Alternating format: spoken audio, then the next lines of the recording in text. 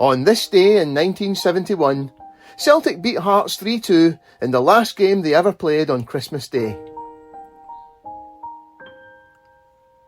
Until the 1970s, it wasn't unusual for matches to be played on Christmas Day if it fell on a Saturday.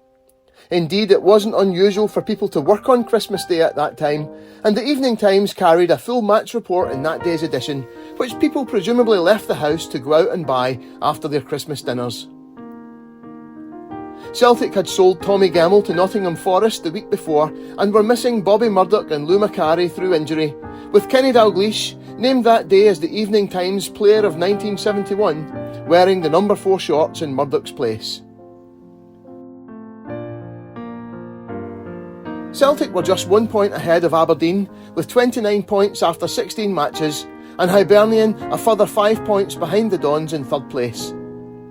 In front of what seems a surprisingly large crowd of 34,000 giving the date, Celtic lined up Conaghan, Hay, Quinn, Dalglish, McNeil, Connolly, Johnston, Lennox, Deans, Callaghan, Hood, sub, Craig.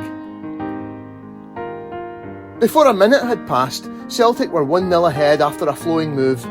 Johnston released the overlapping Hay on the right, and his cross was headed powerfully goalwards by Dixie Deans. Hearts keeper Jim Cruikshank parried it only as far as Harry Hood, who scored with a diving header.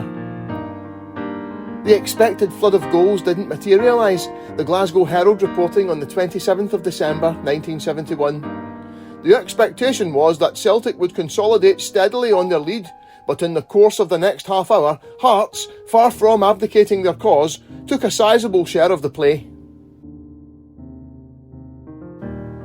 After 2 good saves from Dennis Conaghan, Hearts equalised on 32 minutes, Ian Snedden's back header taking the ball over Conaghan for Derek Renton to tap in from close range.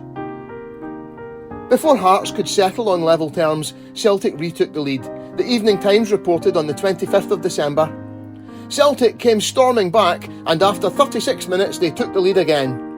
After the ball had broken from the Hearts defence, Dalglish got over to Jimmy Johnston on the left.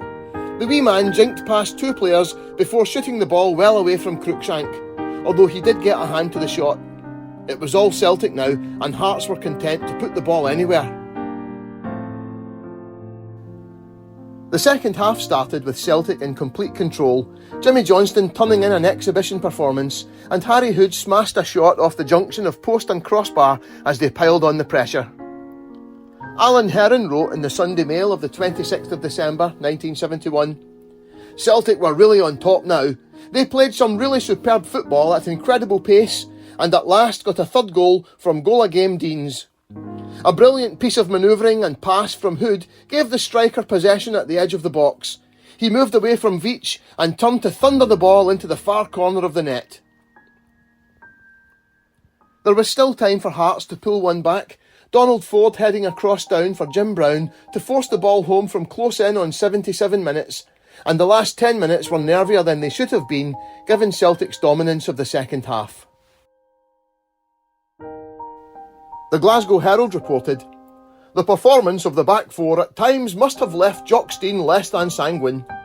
Hay was at his most effective in his overlapping runs, but there were occasional scenes of confusion near goal, and although Conaghan made 3 critical saves in the first half, it was, overall, the tireless covering of Connolly which held the outfield defence together." The match ended in a 3-2 win for Celtic, which kept them a solitary point ahead of Aberdeen, who won 3-0 against Falkirk at Brockville, while Rangers leapfrogged Hibernian into third with a 1-0 win at Easter Road. Celtic's last match on Christmas Day, it kept up a remarkable record.